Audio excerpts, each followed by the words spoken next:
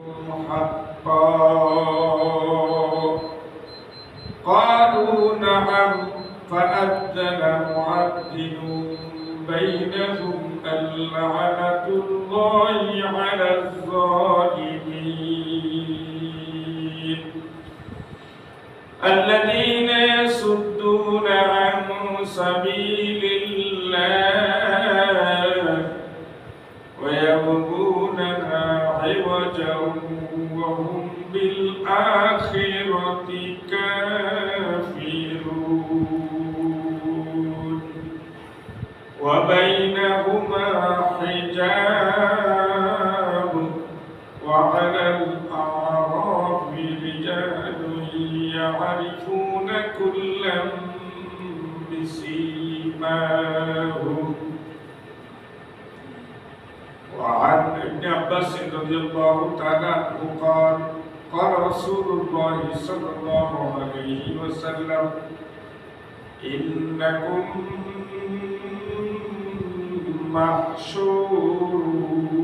محشورون حفاة عراة غرلا ثم إن أول من يكسى يوم القيامة إبراهيم عليه الصلاة والسلام حفاة عراة غرلا كما بدأنا أول خلق نعيده ثم إن أول من يكسى يوم القيامة إبراهيم عليه الصلاة والسلام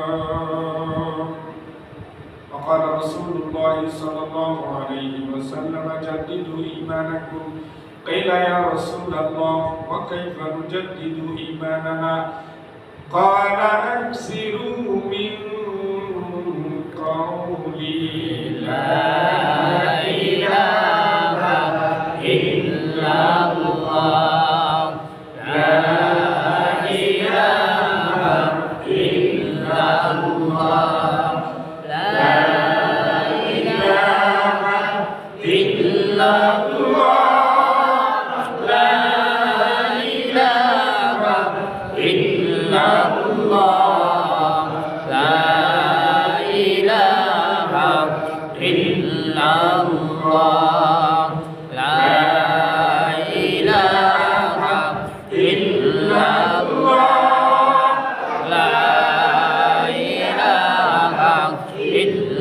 الله لا إله إلا الله আদম তুমি বানাইলা আল্লাহ নিজ হাতে আদম তুমি বানাইলা বলেরই জন্যে দুনিয়ায় দিলা অবশেষে করলা ক্ষমা তারে মাওলা এই কালে মারুসিলা লা إله إلا الله لا إله إلا الله لا إله إلا الله لا إله إلا الله لا إله إلا الله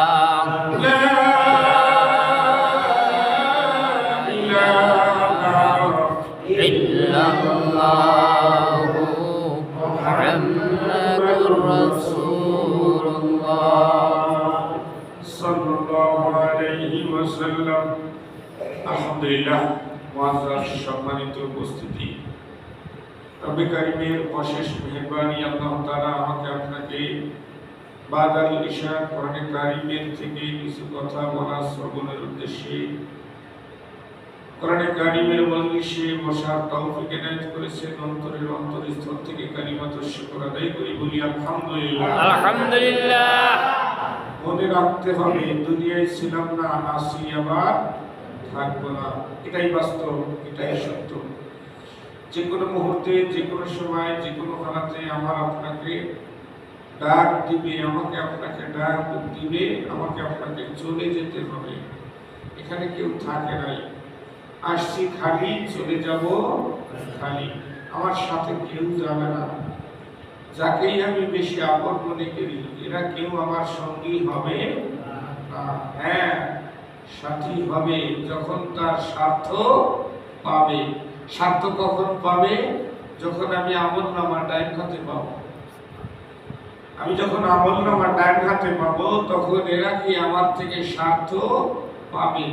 আপনারা মুসল্লিরা ইমাম সাহেবের থেকে স্বার্থ পাবেন যদি ইমাম সাহেব আমলনামা কথা কয় না ডাইন হাতে পায়, আর যদি ইমাম সাহেব আমলনামা বাম হাতে পায়, আল্লাহ না করুক নসিবে যদি আমলনামা বাম হাতে এসে যায়, আপনি মুসল্লি বলবেন দুনিয়াতে আমার ইমামকে ছিল না। কারণ কি? স্বার্থ নাই। আপনাদের মধ্য থেকে যদি কাউকে আল্লাহ দয়া করে মায়া করে আমলনামাটা হাতে দিয়ে দেয়, তাহলে আমি ইমামও আপনাকে ছাড়ব না। বুঝাইছি? লতার সাথে লতা পেছানো, লতার সাথে লতা পেছানো। আপনার সাথে আমার সাথে মহব্বত। আপনি যদি জান্নাতি হয়ে যান, আমি আপনাকে টেনে ধরব। আল্লাহু আকবার। আর যদি আমার সাথে আপনার সাথে লতা পেছানো থাকে, মহব্বতের লতা, কিসের লতা?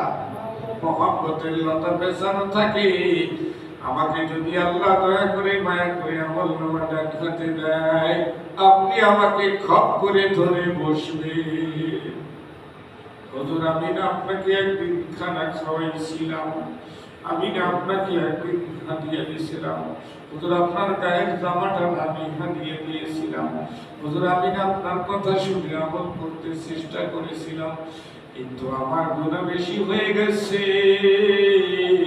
এই কারণে আমি ধরা পড়ে গেছি।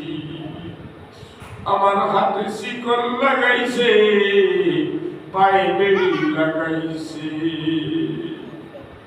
হুজুর, আপনার তো জান্নাতের ফয়সালা হয়ে গেছে, আপনি তো ডান হাতে আমলনামা পেয়ে গেছেন। কিয়ামতের দিন ইয়াশফাউ ইয়াউমাল কিয়ামাহ, তিন শ্রেণীর মানুষ অন্য মানুষের জন্য সুপারিশ করবে। আল্লাহু আকবার। ওয়াজি আবিন নবী, নবীগণ হাজির হয়ে যাবে। ওয়াজি আবিন নবীন ওয়াশ-শুহাদা, নবীগণ হাজির হয়ে যাবে। ওয়াজা রাব্বুকা, আল্লাহ তাআলা হাজির হয়ে যাবে কিয়ামতের ময়দানে। আল্লাহ আমার আপনার সামনে হাজির হয়ে যাবে। তবে কেউ দেখতে পাবে, কেউ মাওলাকে দেখতে পাবে না। আল্লাহ আমাদের সবাইকে দেখা দিয়ে বলেন আমিন। আয়াতে কারিমা তেলাওয়াত করেছি, যারা জান্নাতি হবে তাদের ব্যাপারে। কোন ব্যাপারে? যারা জান্নাতি হবে তাদের ব্যাপারে। রব্বে কারীম ফরমান, মা তাশতাহি আনফুসুকুম ফিহা মা তাশতাহি আনফুসুকুম, যে জান্নাতি হবে যা তার মন চাইবে তাহাই করতে পারবে। আল্লাহু আকবার।